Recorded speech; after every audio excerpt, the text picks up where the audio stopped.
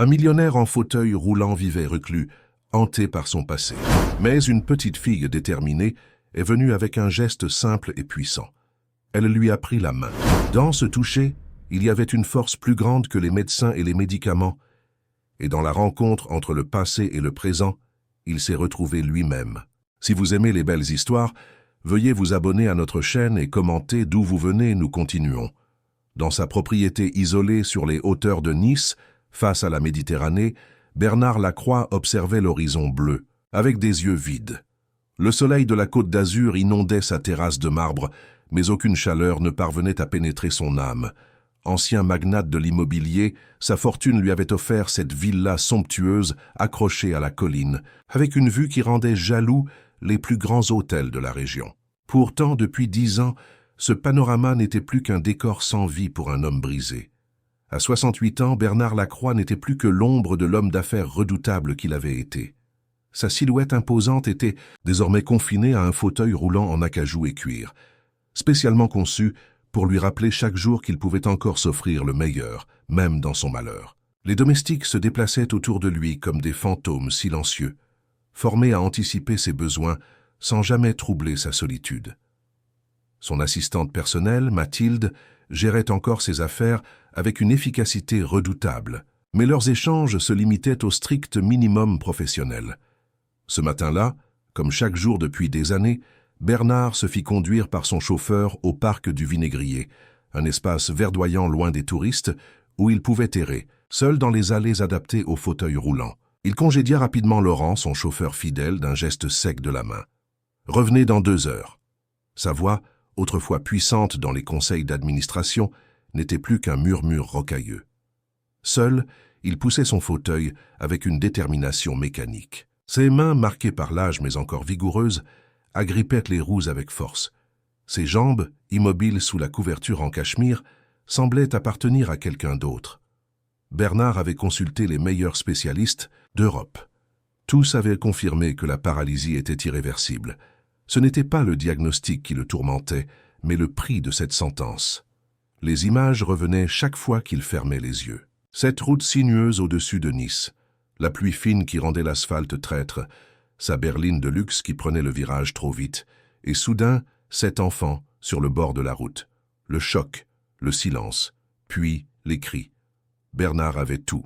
Payé, les frais médicaux, les funérailles, une compensation financière indécente à la famille, mais rien n'avait effacé la culpabilité qui le rongeait depuis ce jour funeste. À quoi bon être millionnaire quand on ne peut pas acheter? Le pardon, marmonnait-il souvent face à la mer. Ses nuits étaient peuplées de cauchemars, où un petit garçon le regardait avec des yeux accusateurs. Thomas. Il connaissait son nom. Il connaissait tout de lui, ses 10 ans à peine, sa passion pour le football, son rêve de devenir astronaute. Des détails qui ne faisaient qu'alourdir le poids sur sa conscience. Ce jour-là, le ciel de Nice était particulièrement clair, presque cruellement beau. Bernard s'arrêta près d'un olivier centenaire, à l'écart du chemin principal. C'était son refuge, son confessionnal silencieux.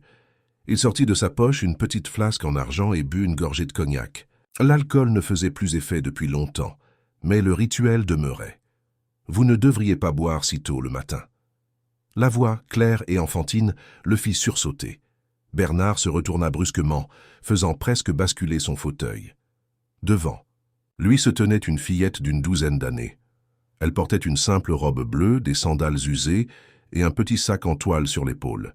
Ses cheveux châtains étaient attachés en une tresse approximative. Mais ce qui frappa Bernard, ce fut son regard. Des yeux noisettes d'une intensité troublante, qui semblaient voir au-delà des apparences. « Qui es-tu? Comment es-tu arrivé ici ?» demanda-t-il sèchement, peu habitué à être surpris. « Je m'appelle Émilie Roussel, » répondit-elle simplement, « et je me promène, comme vous. » Bernard fronça les sourcils. Ce parc était rarement fréquenté, surtout en semaine, et encore moins par des enfants seuls.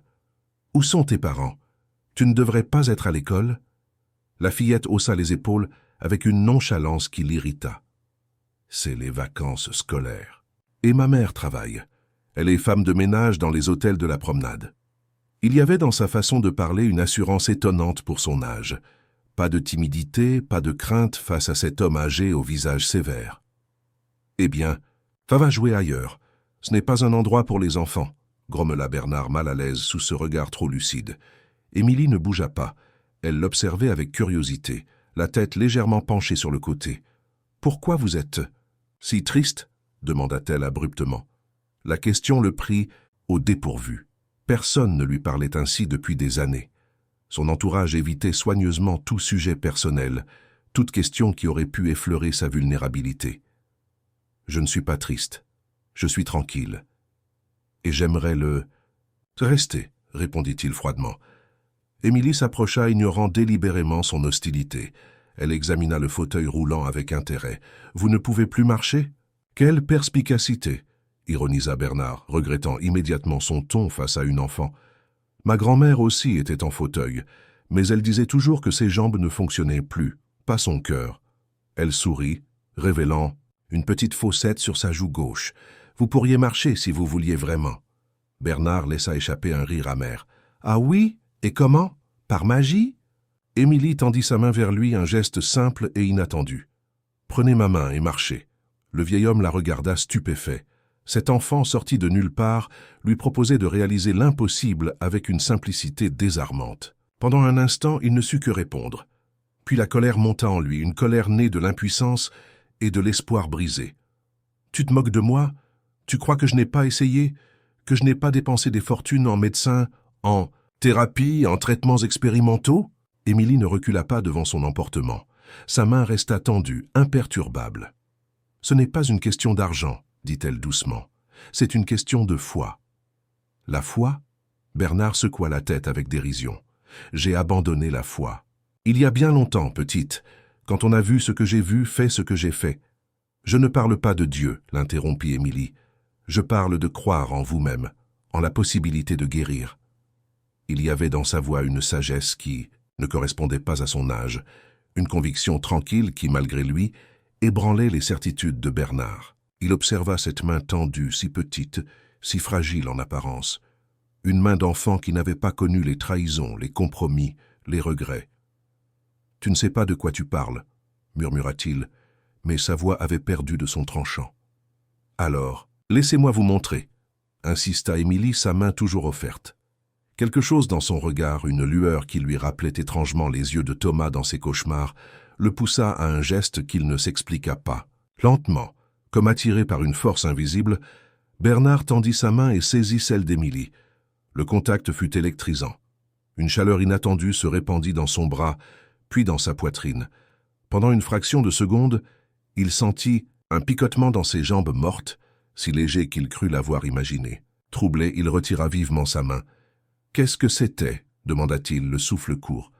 Émilie sourit, un sourire lumineux qui semblait éclairer tout le parc. C'était un début, monsieur Lacroix. Juste un début. Comment connaissait-elle son nom? Il ne le lui avait pas dit.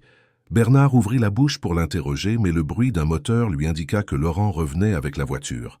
Quand il se retourna vers Émilie, elle avait disparu aussi mystérieusement qu'elle était apparue, ne laissant derrière elle que le souvenir de sa main chaude et de ses paroles énigmatiques. Cette nuit-là, pour la première fois depuis des années, Bernard Lacroix ne fit pas de cauchemar. Son sommeil fut profond, presque paisible. Au réveil, il mit quelques instants à comprendre ce qui avait changé. Puis il se souvint de la fillette au parc, de sa main tendue, de cette étrange sensation dans ses jambes. « Ridicule », murmura-t-il en se redressant dans son lit médicalisé. Pourtant, il ne pouvait nier que quelque chose s'était produit. Juliette, son infirmière à domicile, remarqua immédiatement son changement d'humeur lorsqu'elle entra pour les soins matinaux. « Vous avez l'air reposé ce matin, monsieur Lacroix », observa-t-elle en préparant ses médicaments. « C'est rare. » Bernard ne répondit pas. Il n'avait jamais été du genre à partager ses pensées, encore moins avec son personnel. Mais alors que Juliette l'aidait à s'installer dans son fauteuil, il ne put s'empêcher de demander « Croyez-vous au miracle, Juliette ?» L'infirmière, surprise par cette question inhabituelle, interrompit son geste. « Au miracle ? Eh bien, je crois que des choses extraordinaires peuvent parfois se produire, oui.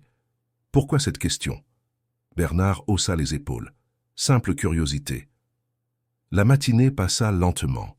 Bernard repoussa plusieurs appels de Mathilde concernant ses affaires. Pour la première fois depuis longtemps, le monde extérieur, ses investissements, ses propriétés, tout cela lui semblait étrangement lointain. Ses pensées revenaient sans cesse vers Émilie, cet enfant surgi de nulle part, avec ses yeux trop vieux pour son visage et ses paroles troublantes.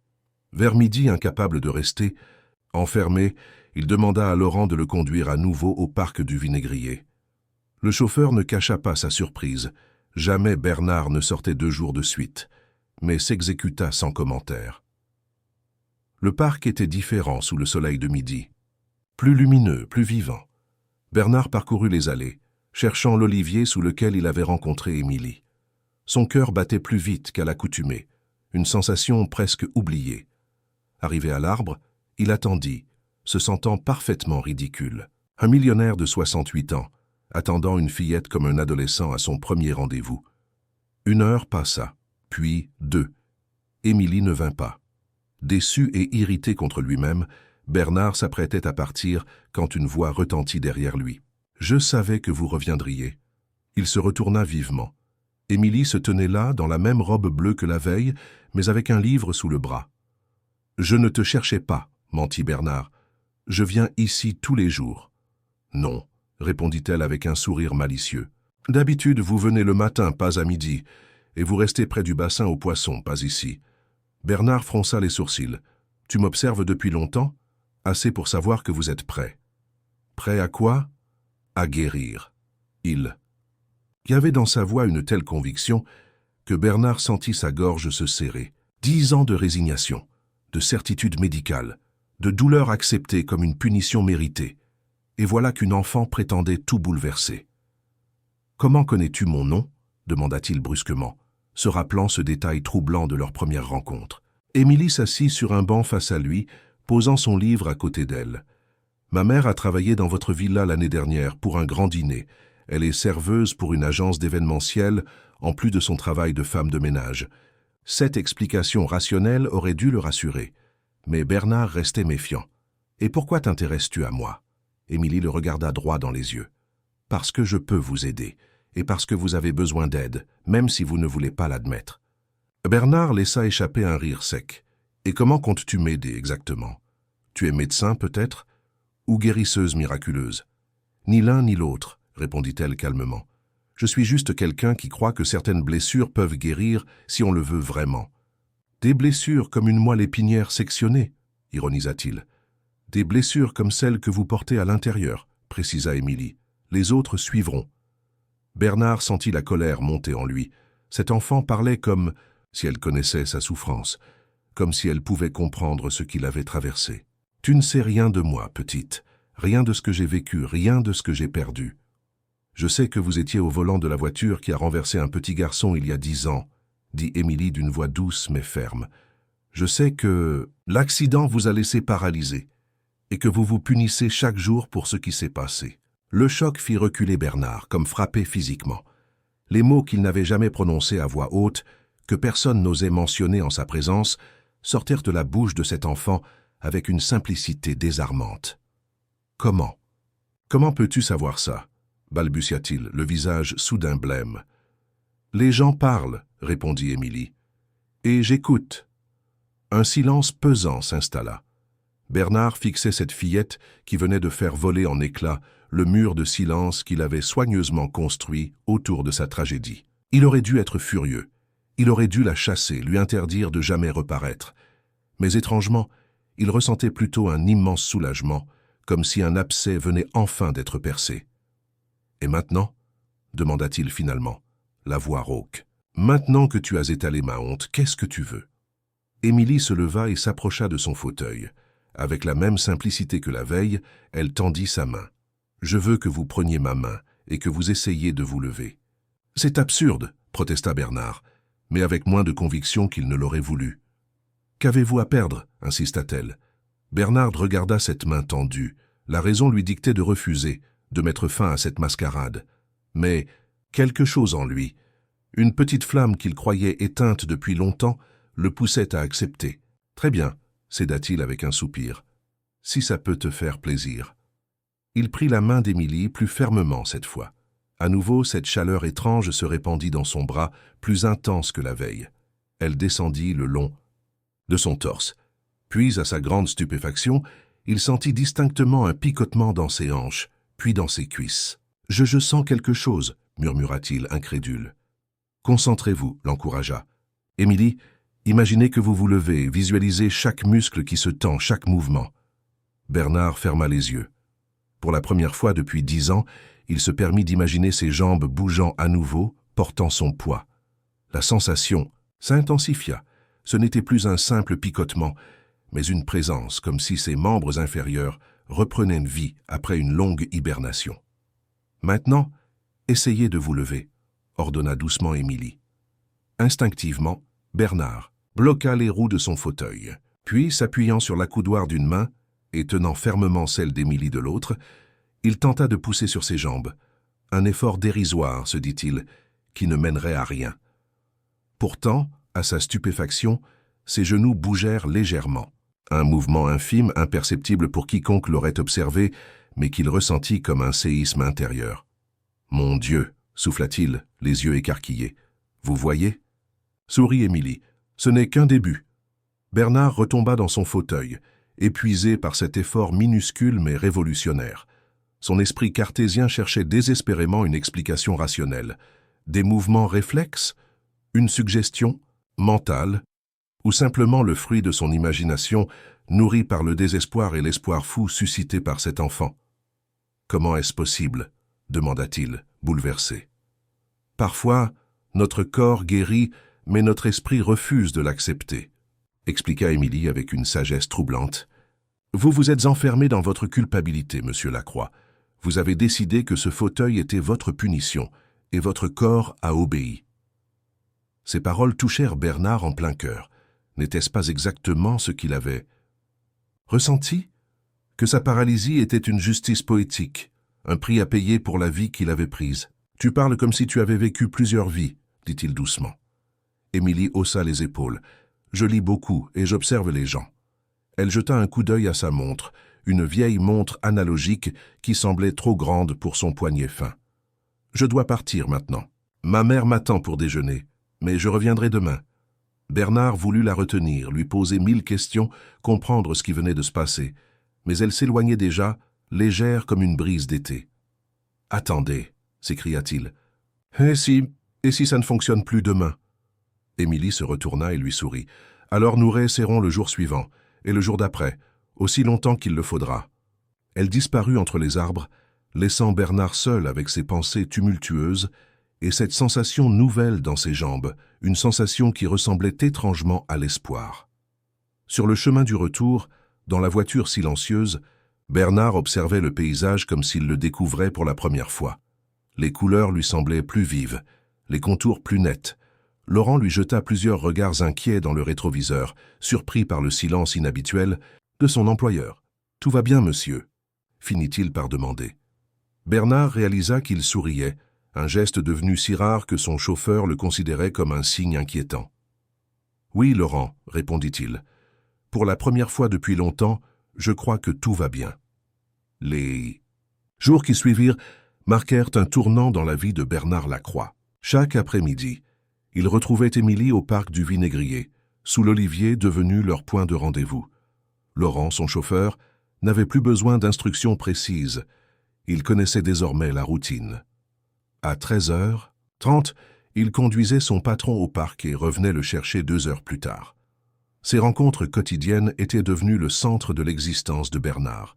Le reste, les appels de Mathilde concernant ses affaires, les visites de son médecin personnel, les repas préparés par son chef, tout semblait fade en comparaison des moments passés avec Émilie. Leur rituel était simple. D'abord, ils parlaient. De tout, de rien. Émilie lui racontait ses journées à l'école publique de Nice, les livres qu'elle dévorait, ses observations sur les gens et la vie. Bernard l'écoutait, fasciné par cette intelligence vive qui se cachait derrière l'apparence d'une enfant ordinaire. Puis venait l'exercice. Émilie tendait sa main, Bernard la saisissait, et ensemble, ils tentèrent de faire revivre ses jambes atrophiées. Les progrès étaient infimes, presque imperceptibles pour un observateur extérieur. Un léger mouvement du genou, un orteil qui frémissait sous la concentration. Une tension musculaire là où il n'y avait eu que du vide pendant une décennie. Mais pour Bernard, chaque minuscule victoire était un miracle. Ce jour-là, après 2 semaines de cette étrange thérapie, Bernard sentit quelque chose de différent dès qu'il prit la main d'Émilie. La chaleur habituelle qui se répandait dans son corps était plus intense, plus profonde. « Aujourd'hui, nous allons essayer quelque chose de nouveau », annonça Émilie avec un sourire malicieux. Bernard haussa un sourcil. « Quoi donc ? Vous allez vous lever » déclara-t-elle simplement. Il laissa échapper un rire nerveux. « Me lever ? Émilie, je peux à peine bouger mes genoux, c'est trop tôt. »« Votre corps est prêt, insista-t-elle. C'est votre esprit qui résiste encore. » Ses yeux noisettes le fixaient avec une telle confiance que Bernard se sentit soudain honteux de son manque de foi. Après tout, n'avait-elle pas déjà accompli l'impossible ? 2 semaines plus tôt, l'idée même de sentir à nouveau ses jambes lui aurait paru absurde. « D'accord, céda-t-il. Comment procède-t-on » Émilie plaça le fauteuil de Bernard près d'un banc en pierre. « Je vais me tenir devant vous. Vous allez vous appuyer sur le banc d'une main et tenir ma main de l'autre. Ensuite, vous allez vous concentrer sur vos jambes, comme nous l'avons fait chaque jour. Mais cette fois, vous allez leur ordonner de vous porter. » Bernard acquiesça, le cœur battant. Il bloqua les roues de son fauteuil, posa fermement une main sur le banc de pierre et saisit celle d'Émilie de l'autre. Fermant les yeux, il se concentra intensément, visualisant ses muscles qui se contractaient, ses jambes qui se dépliaient, son corps qui se soulevait. « Vous pouvez le faire, » murmura Émilie. « Croyez-y. » Pendant un long moment, rien ne se passa. Puis lentement, presque imperceptiblement au début, Bernard sentit son corps se soulever. Ses cuisses tremblaient sous l'effort, ses genoux menaçaient de céder à chaque seconde, mais il était debout. Debout pour la première fois depuis 10 ans. « Mon Dieu !» souffla-t-il, les yeux écarquillés de stupeur. Il ne tenait que sur quelques centimètres, son poids principalement supporté par sa main crispée sur le banc et par Émilie qui le soutenait, avec une force surprenante pour sa taille. Mais c'était suffisant pour changer sa perception du monde. Soudain, il voyait les choses de plus haut, comme avant. Il n'était plus confiné à cette perspective limitée de son fauteuil. L'effort était considérable. La sueur perlait sur son front, ses jambes tremblaient violemment. Après quelques secondes à peine, il dut se rasseoir, épuisé, mais exultant. « J'ai réussi », murmura-t-il encore incrédule. « J'ai vraiment réussi. » Émilie souriait, mais Bernard remarqua qu'elle aussi semblait fatiguée, comme si l'exercice l'avait drainée autant que lui. « Vous voyez » dit-elle doucement. « Ce n'était pas impossible. »« Comment fais-tu ça » demanda Bernard, incapable de contenir plus longtemps cette question qui le hantait. « Comment peux-tu me guérir » Émilie secoua la tête. « Je ne vous guéris pas. C'est vous qui vous guérissez. Je ne fais que vous montrer le chemin. Mais cette chaleur, cette énergie que je ressens quand je te touche, c'est votre propre énergie qui répond à ma foi en vous, expliqua-t-elle simplement. Je crois en votre guérison plus que vous n'y croyez vous-même, pour l'instant. » Bernard l'observa attentivement. Cette enfant était une énigme. Tantôt, elle s'exprimait avec la simplicité de ses 12 ans. Tantôt, elle parlait avec la sagesse d'une vieille âme.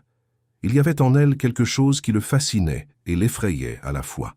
« Qui es-tu vraiment, Émilie Roussel ?» demanda-t-il doucement. Elle pencha la tête, semblant réfléchir à la question. « Je suis juste moi, une fille qui vit avec sa mère dans un petit appartement à Cimiez. Une fille qui aime lire et observer le monde. Une fille qui a appris que parfois, croire est plus puissant que savoir. » Bernard n'était pas satisfait de cette réponse, mais il sentait qu'il n'en obtiendrait pas davantage pour le moment. « Demain, nous essaierons de faire un pas, » annonça Émilie en se levant. « Un seul pas. »« N'est-ce pas trop ambitieux ?» s'inquiéta. « Bernard, vous avez passé 10 ans à croire que vous ne vous lèveriez plus jamais, » répondit-elle avec un sourire. « Je pense qu'il est temps d'être ambitieux. » Après le départ d'Émilie, Bernard resta longtemps sous l'olivier, perdu dans ses pensées. Une question le taraudait, une question qu'il n'osait pas poser à la fillette. Pourquoi lui? Pourquoi? Cet enfant inconnu avait-elle décidé de l'aider, lui, Bernard Lacroix, un homme riche et amer qui n'avait rien fait pour mériter une telle grâce? De retour à sa villa, Bernard surprit tout son personnel en demandant à dîner sur la terrasse. plutôt que dans sa chambre, comme il en avait pris l'habitude depuis des années. Hélène, sa gouvernante, ne put cacher sa surprise. « Sur la terrasse, monsieur, vraiment ?»« Oui, Hélène. Et demandez à Philippe de préparer quelque chose de spécial ce soir. J'ai envie de célébrer. »« Célébrer, monsieur ?» répéta-t-elle, abasourdie. « La vie, Hélène. Simplement la vie. » Assis face à la Méditerranée qui s'embrasait sous le soleil couchant, Bernard savourait son repas avec un appétit retrouvé. Son téléphone sonna.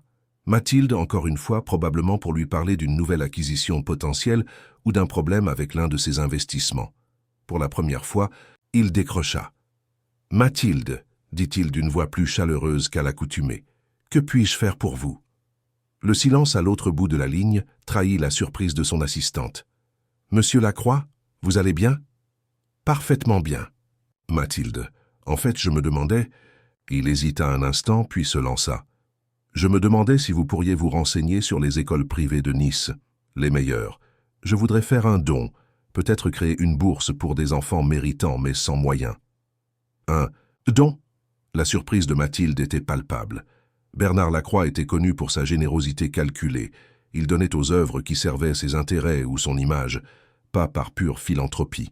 « Oui, un don, » confirma-t-il. « Et aussi, pourriez-vous trouver des informations sur une famille nommée Roussel?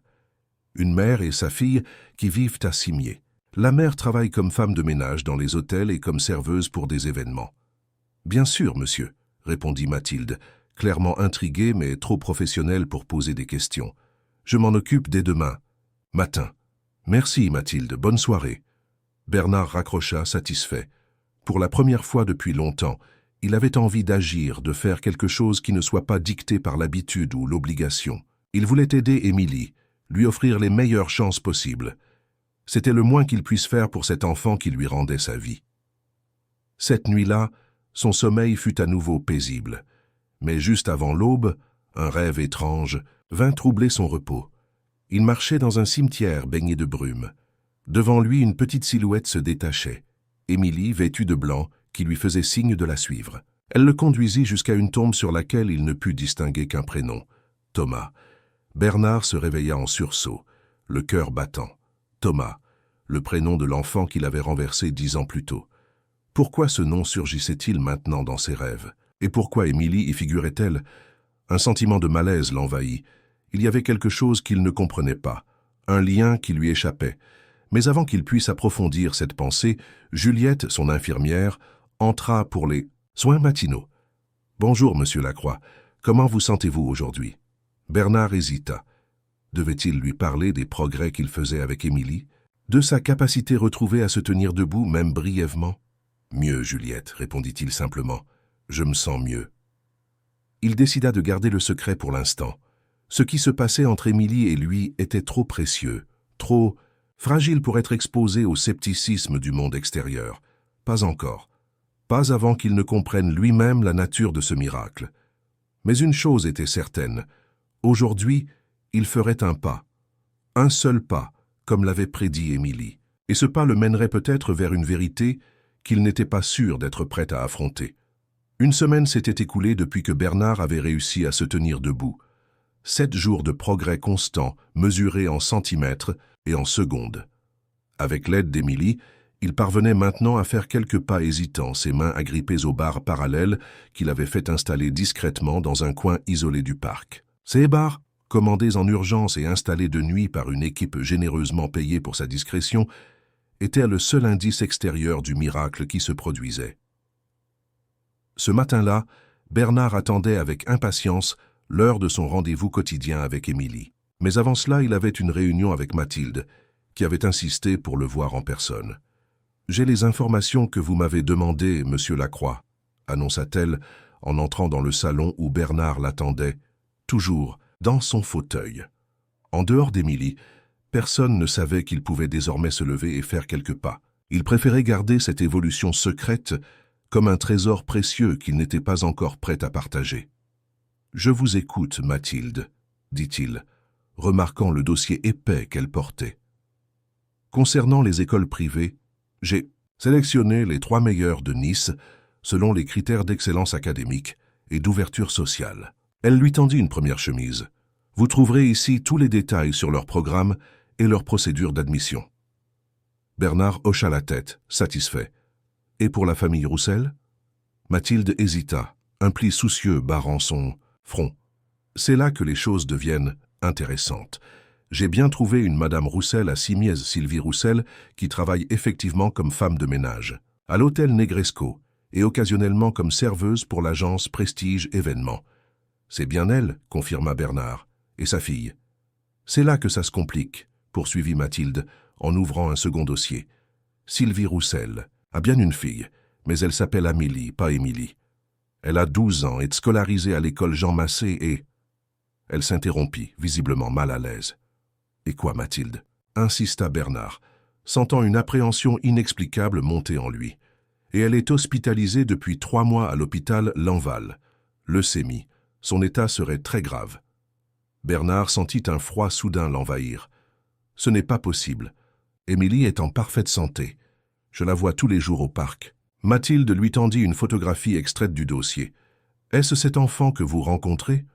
La photo montrait une fillette aux cheveux châtains et aux yeux noisettes, le visage émacié par la maladie, mais où l'on reconnaissait clairement les traits d'Émilie. Bernard la fixa incrédule. « C'est elle, mais en plus maigre, plus pâle, » murmura-t-il. « Je ne comprends pas. »« Il y a autre chose, » continua Mathilde, de plus en plus hésitante. « J'ai fait des recherches sur la famille Roussel et j'ai découvert qu'ils avaient vécu une tragédie il y a 10 ans. » Le cœur de Bernard se serra douloureusement. Il savait, avant même que Mathilde ne prononce les mots, ce qu'elle allait lui révéler. Leur fils Thomas Roussel, alors âgé de 10 ans, a été renversé par une voiture sur la route de la Turbie. Le conducteur était... moi, acheva Bernard dans un souffle. Le conducteur, c'était moi. Un silence pesant s'abattit sur la pièce. Bernard fixait la photographie d'Amélie, son esprit luttant pour donner un sens à ses révélations. Comment était-il possible qu'il rencontre chaque jour au parc une enfant hospitalisée? Et comment n'avait-il pas fait le lien entre Émilie et la famille de Thomas? Monsieur, la voix inquiète de Mathilde le ramena à la réalité. Vous vous sentez bien? Oui. Non. Je ne sais pas, balbutia Bernard. Mathilde, pourriez-vous me laisser seul, s'il vous plaît? J'ai besoin de réfléchir. Une fois seul, Bernard roula jusqu'à la fenêtre, contemplant la mer sans la voir. Tout se bousculait dans sa tête. Émilie, ou Amélie, était la sœur de Thomas, l'enfant qu'il avait tué. Mais alors, pourquoi ne lui avait-elle rien dit? Et surtout, comment pouvait-elle être à la fois gravement malade à l'hôpital et en parfaite santé dans ce parc? À moins que... Bernard secoua vigoureusement la tête, refusant de suivre cette pensée jusqu'au bout. C'était absurde, irrationnel. Il y avait forcément une explication logique.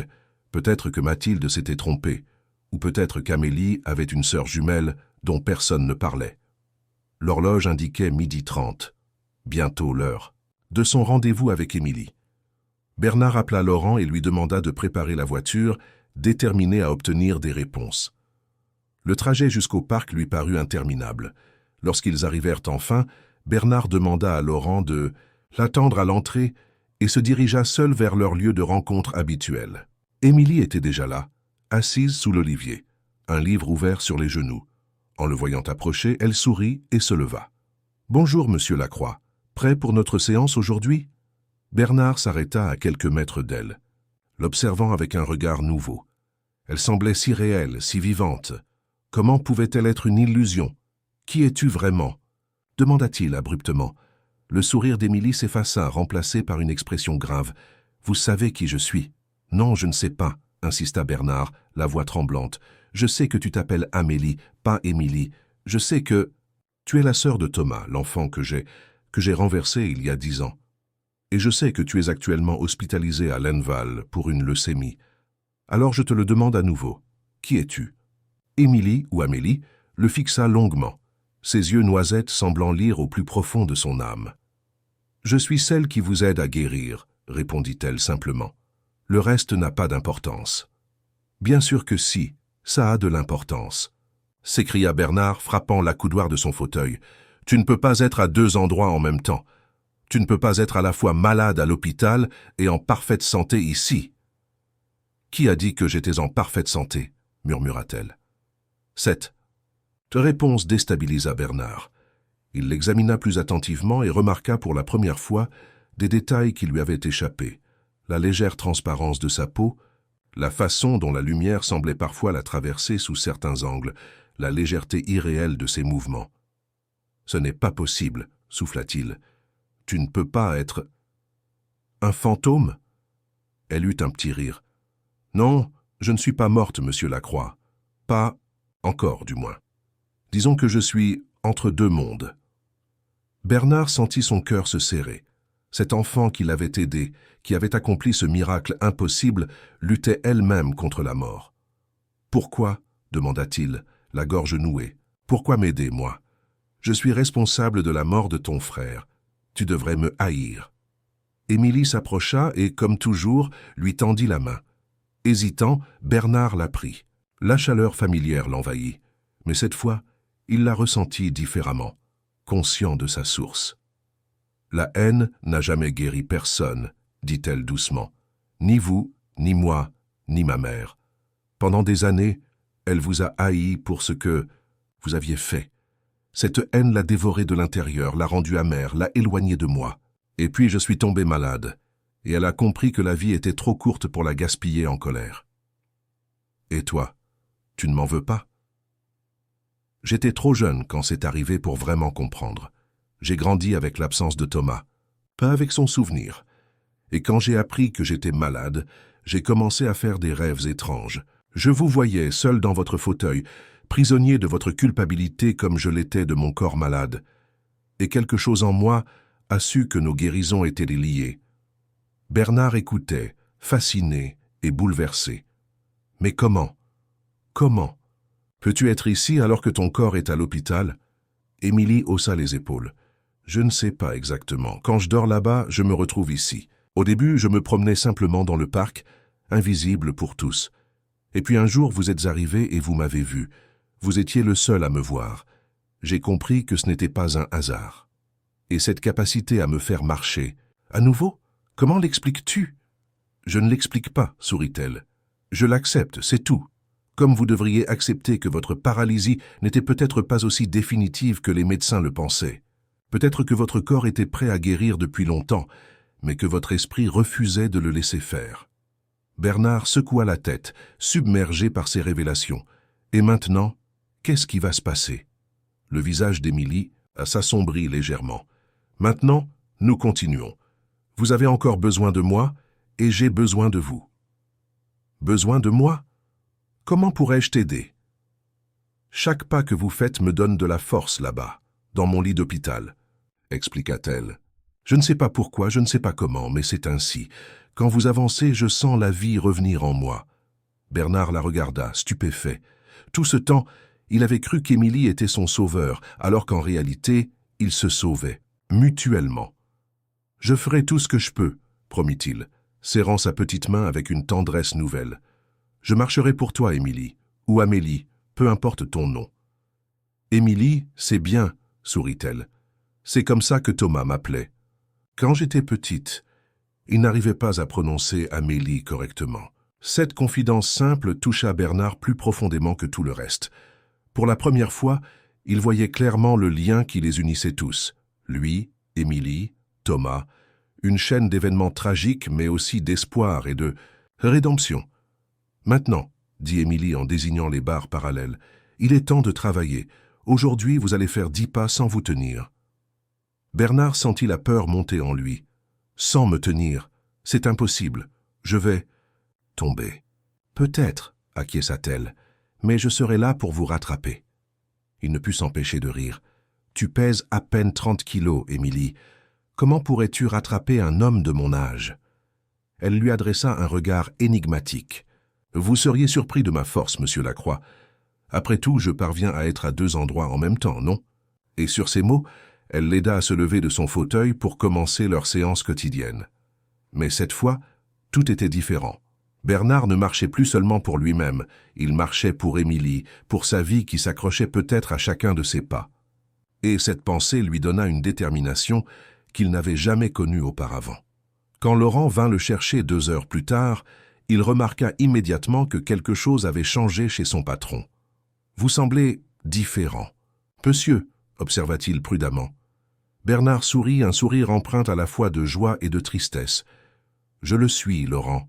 Je le suis vraiment. » De retour à la villa, il demanda à Mathilde de venir immédiatement. Il avait pris une décision qui allait changer plusieurs vies, à commencer par la sienne. L'hôpital Linval se dressait face à la mer, son architecture moderne contrastant avec les bâtiments Belle Époque qui l'entouraient.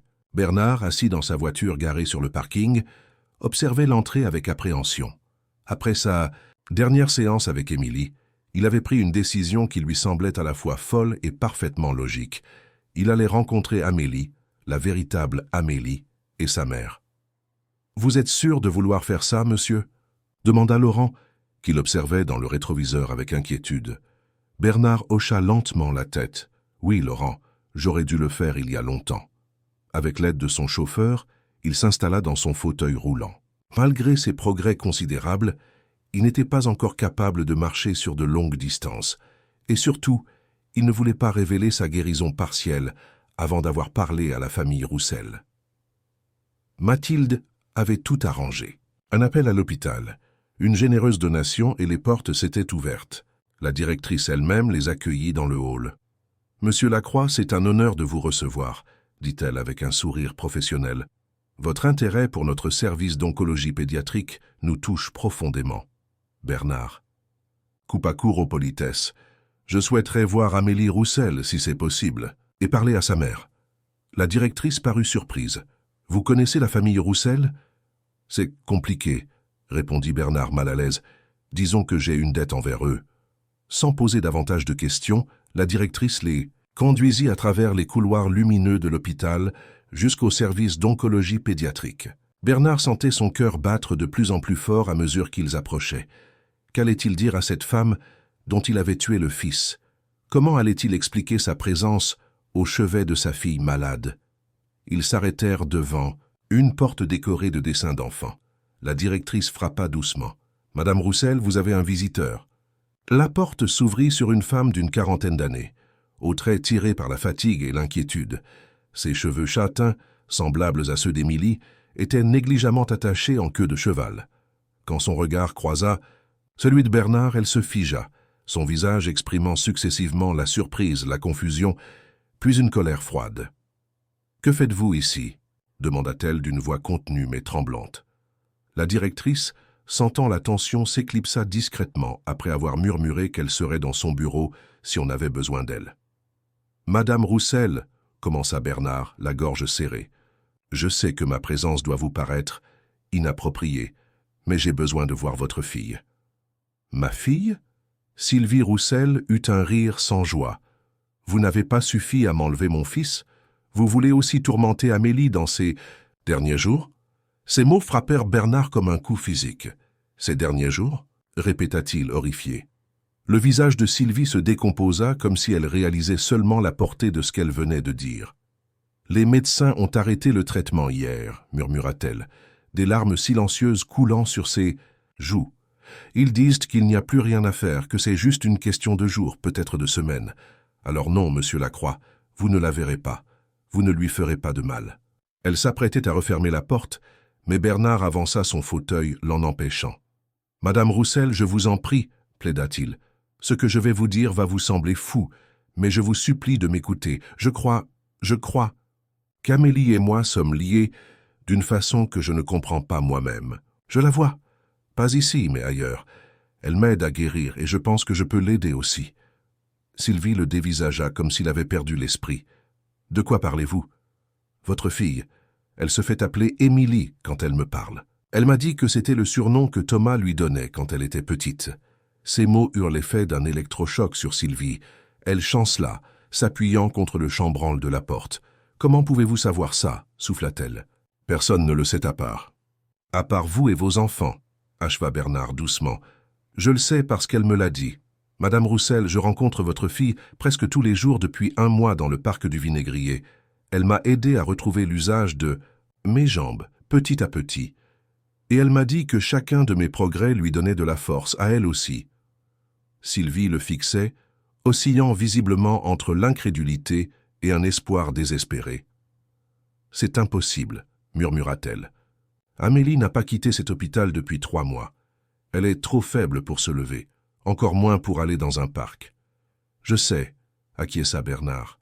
C'est pourquoi j'ai d'abord cru que j'étais fou, ou qu'elle était autre chose. Mais maintenant je suis convaincu qu'il se passe quelque chose que la science ne peut pas expliquer. Et je dois la voir, Madame Roussel. Je dois voir Amélie. Pendant un long moment, Sylvie resta silencieuse, scrutant le visage de Bernard comme pour y déceler une tromperie. Puis lentement, elle s'écarta de la porte. 5 minutes, dit-elle fermement. Pas plus, et au moindre signe qu'elle est perturbée par votre présence, vous partirez immédiatement. Bernard acquiesça reconnaissant. Laurent resta dans le couloir tandis qu'il entrait dans la chambre d'hôpital, poussant son fauteuil avec des mains tremblantes. La pièce était baignée d'une douce lumière provenant d'une grande fenêtre donnant sur la mer. Les murs étaient décorés de dessins colorés et de photos. Et là, au milieu d'un lit médicalisé entouré de machines, se trouvait Amélie. Bernard sentit son cœur se serrer douloureusement. La fillette allongée devant lui était à la fois Émilie et son ombre. Son visage émacié gardait les traits qu'il connaissait, mais sa peau était d'une pâleur cireuse, ses cheveux clairsemés par les traitements. Seuls ses yeux noisettes si expressifs, étaient restés les mêmes. Ses yeux qui, en cet instant, s'ouvrirent et se posèrent sur lui. « Monsieur Lacroix », murmura Amélie d'une voix faible, mais parfaitement claire. « Vous êtes venu ?» Ce n'était pas une question, mais une constatation, comme si elle l'avait attendu. Sylvie, debout près de la porte, laissa échapper un hoquet de surprise. « Tu le connais ?» demanda-t-elle à sa fille. Amélie sourit faiblement. « Bien sûr, maman, c'est mon ami du parc. » Bernard s'approcha du lit, profondément ému. « Alors c'est vrai, » dit-il doucement. « Tu savais que je viendrais. »« Je vous ai vu arriver dans votre voiture, » répondit Amélie. « De là-haut, on voit tout le parking. » Bernard secoua la tête. « Non, tu sais ce que je veux dire.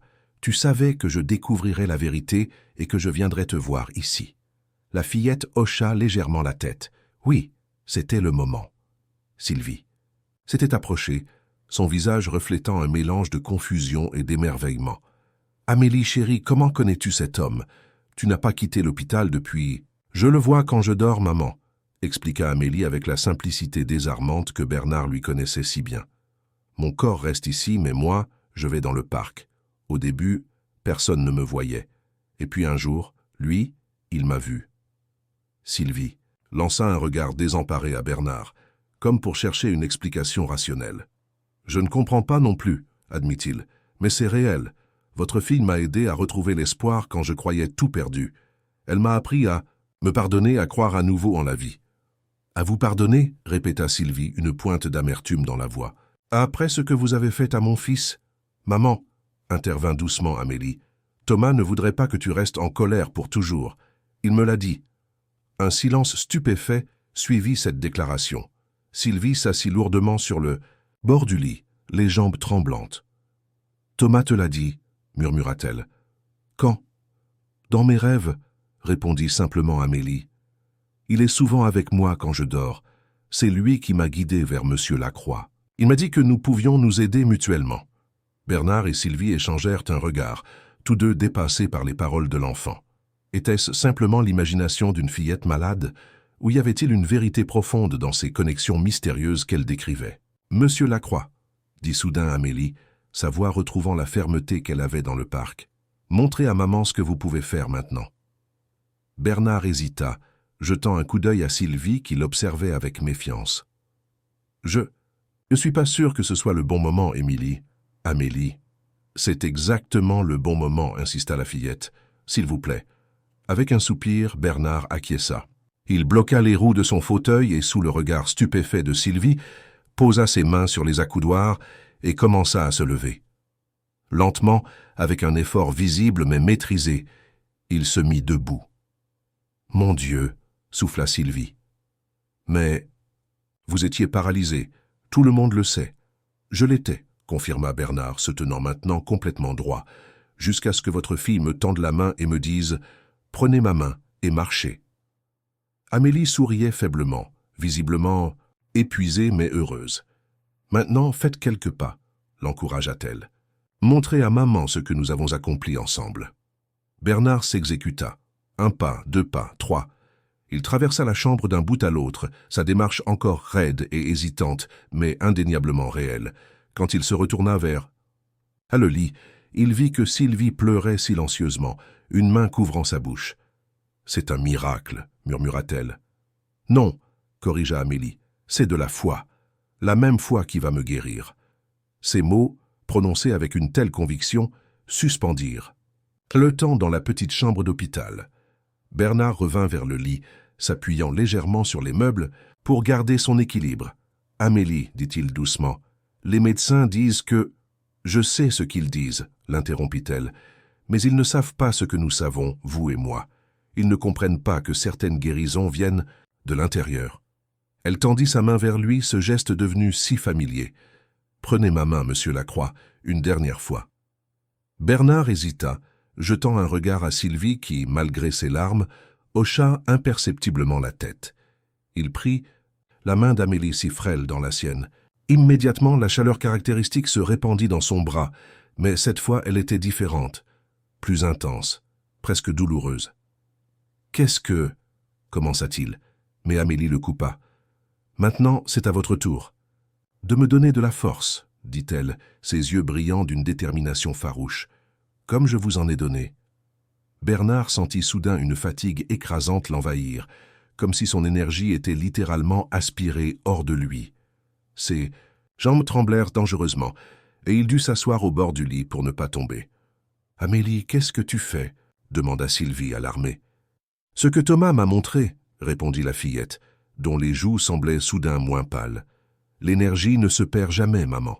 Elle se transforme. » Bernard comprit soudain ce qui se passait. D'une certaine façon, Amélie prenait sa force pour alimenter la sienne. Un transfert impossible selon toutes les lois connues de la physique et de la médecine, et pourtant, n'était-ce pas exactement ce qui s'était produit entre eux depuis le début, mais en sens inverse? « Prends ce dont tu as besoin, » murmura-t-il, serrant sa main plus fort.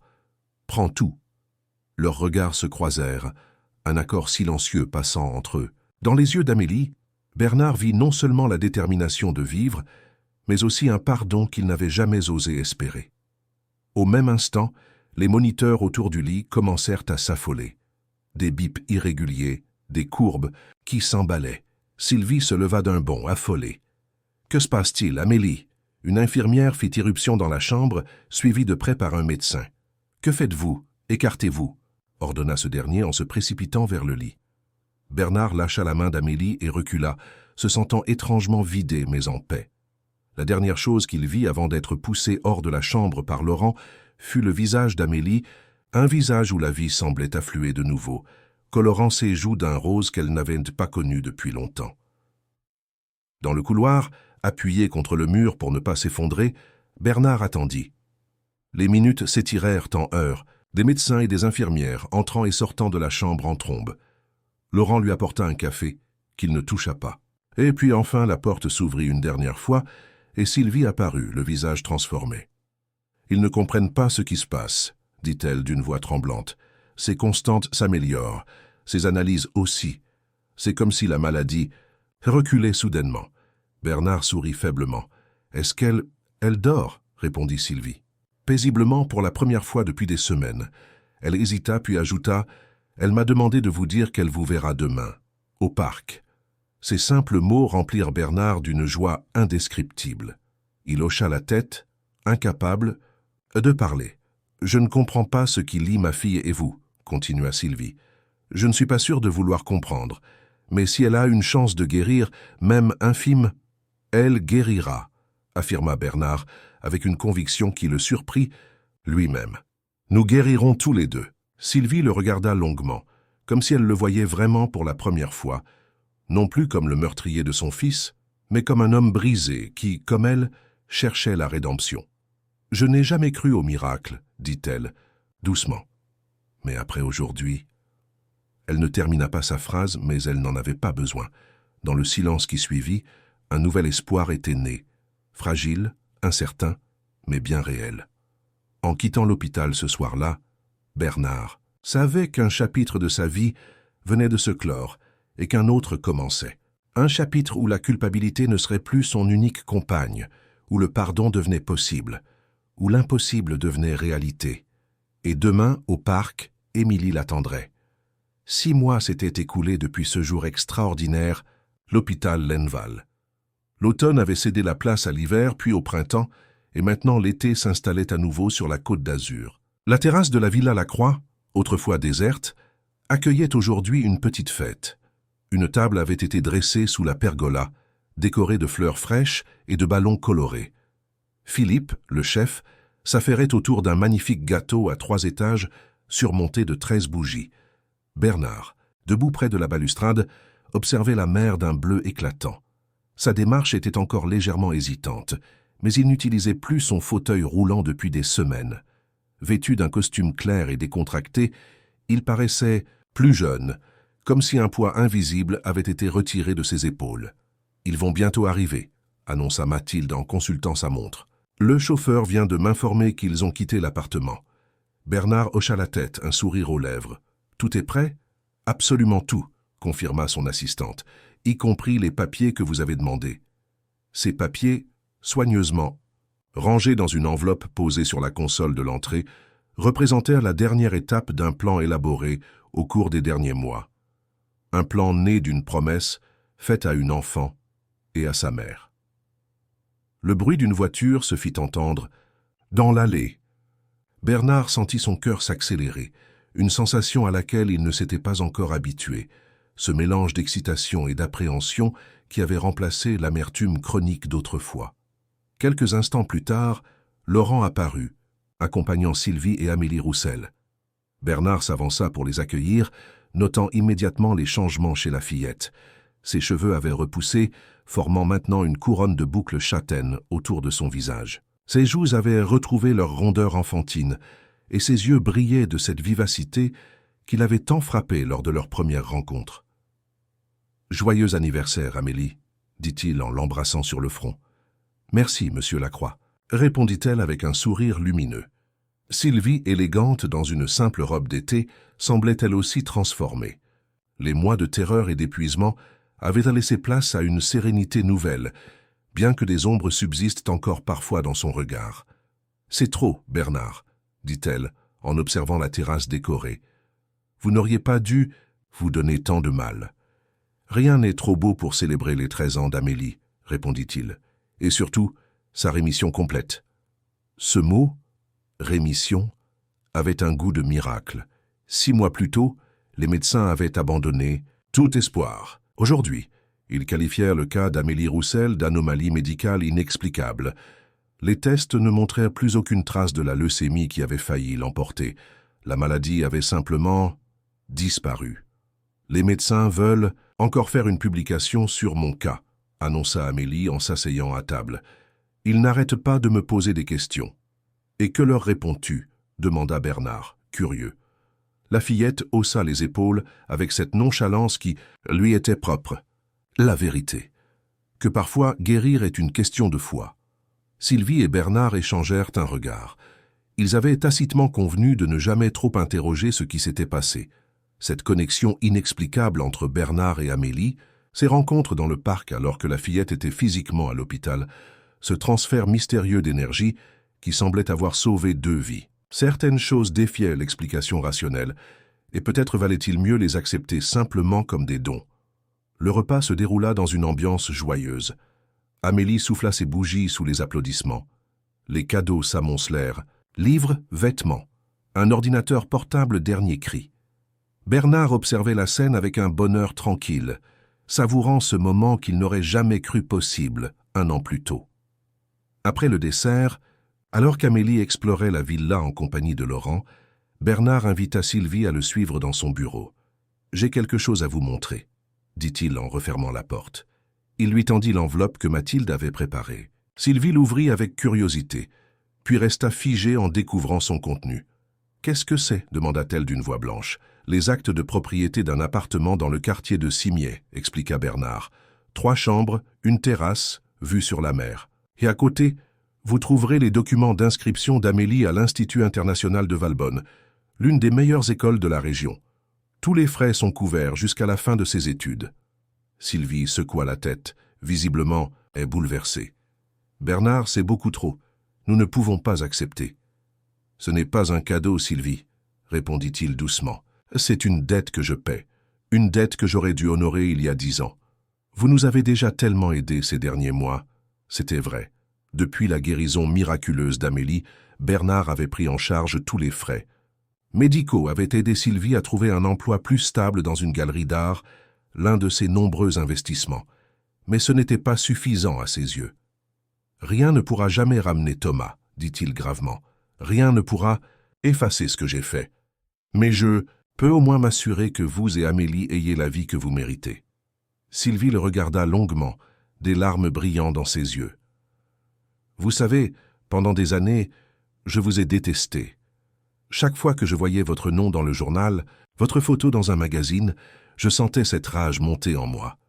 Je vous souhaitais de souffrir autant que moi. » Bernard baissa la tête, acceptant ces mots comme une vérité méritée. « Et puis Amélie est tombée malade, » poursuivit Sylvie. Et toute cette colère est devenue inutile, dérisoire. Face à la possibilité de perdre mon deuxième enfant, plus rien d'autre n'avait d'importance. Elle s'approcha de la fenêtre, observant Amélie qui jouait dans le jardin. « Je ne comprends toujours pas ce qui s'est passé entre vous deux, » admit-elle. « Cette connexion, ces rencontres dans le parc alors qu'elle était à l'hôpital, parfois je me demande si j'ai rêvé tout ça. » « Vous n'avez pas rêvé, » assura Bernard. « J'ai passé des mois à essayer de trouver une explication rationnelle. Il n'y en a pas, ou du moins pas dans le cadre de ce que la science actuelle peut comprendre. » Sylvie se tourna vers lui, un léger sourire aux lèvres. « Amélie dit que c'est Thomas qui a tout orchestré, que depuis l'autre côté, il voulait que nous trouvions tous la paix. » Bernard sentit un frisson parcourir son dos. Combien de fois avait-il rêvé de Thomas ces derniers mois? Non plus. Comme un accusateur, mais comme un guide bienveillant, un visage souriant qui lui faisait signe d'avancer. « Peut-être a-t-elle raison, » murmura-t-il. « Peut-être que certains liens transcendent ce que nous pouvons comprendre. » Sylvie reporta son attention sur les documents. Après un long moment, elle hocha lentement la tête. « Nous acceptons, » dit-elle simplement. « Pour Amélie, pour son avenir. »« Merci, » répondit Bernard, soulagé. Ce n'était pas seulement un don pour Amélie et sa mère, c'était aussi une étape essentielle dans sa propre guérison. Ils rejoignirent Amélie sur la terrasse. La fillette avait trouvé un vieux jeu d'échecs et disposait les pièces sur une table d'appoint. « Vous jouez aux échecs, monsieur Lacroix ?»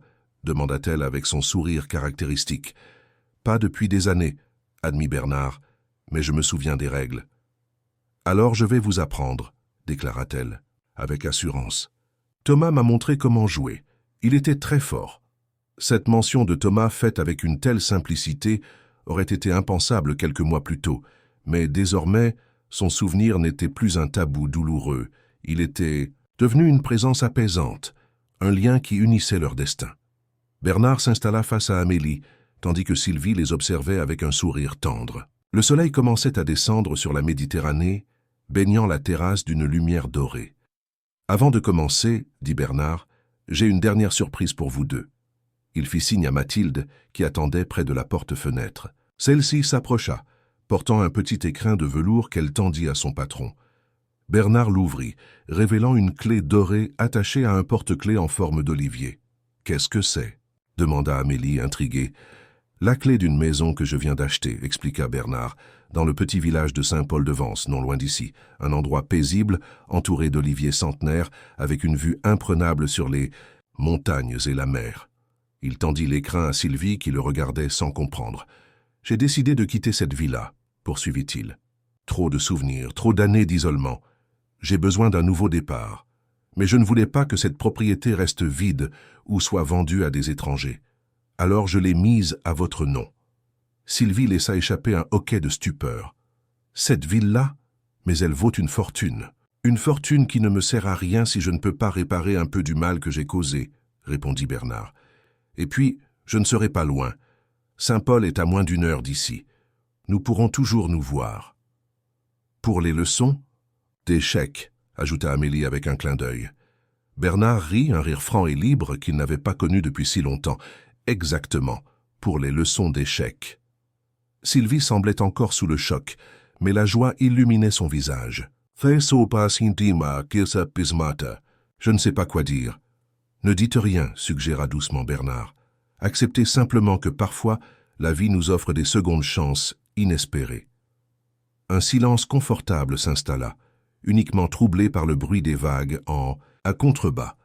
Puis Amélie reprit, avec ce mélange de sagesse et d'innocence qui la caractérisait. « Vous savez, monsieur Lacroix, quand je vous ai tendu la main cette première fois dans le parc, je ne savais pas vraiment ce qui allait se passer. Je suivais juste une intuition, une voix intérieure qui me disait que vous aviez besoin d'aide autant que moi. Elle disposa la dernière pièce sur l'échiquier, le roi blanc, et leva les yeux vers Bernard. « Parfois, il suffit d'une main tendue pour tout changer, » dit-elle simplement. Bernard sentit une émotion intense l'envahir. Cette phrase résumait parfaitement leur histoire commune, ce miracle ordinaire qui les avait sauvés tous les deux. « Tu as raison, Émilie, » murmura-t-il, utilisant délibérément ce surnom qui était devenu leur lien secret. « Parfois, il suffit d'une main tendue. » Et alors que le soleil couchant embrasait l'horizon, transformant la mer en un miroir d'or liquide, trois âmes autrefois brisées par la tragédie trouvaient enfin la paix dans ce nouveau commencement. Le passé ne serait jamais effacé, mais il n'était plus un fardeau insurmontable. Il était devenu le fondement d'un avenir inattendu, né d'un miracle que personne ne pouvait expliquer, mais que tous acceptaient comme un don précieux. Sylvie posa sa main sur l'épaule de sa fille. Bernard avança son premier pion sur l'échiquier, et dans ce geste simple, la vie continuait, transformée, réinventée, guérie. Quelque part, peut-être, Thomas souriait. Chers auditeurs, nous espérons que l'histoire de Bernard et Amélie vous a touché profondément. Pour continuer ce voyage émotionnel, nous avons préparé une playlist spéciale avec des histoires tout aussi captivantes. Vous la trouverez en cliquant sur le lien à votre gauche. Si cette histoire vous a ému, n'oubliez pas de vous abonner à notre chaîne et de laisser un j'aime à cette vidéo. Chaque jour, nous vous proposons des récits uniques qui explorent la complexité de la vie, la rédemption et le pouvoir de la connexion humaine. Partagez vos pensées et vos émotions dans les commentaires ci-dessous. Votre main tendue pourrait être celle qui changera la vie d'un autre auditeur. Nous vous attendons pour notre prochaine histoire.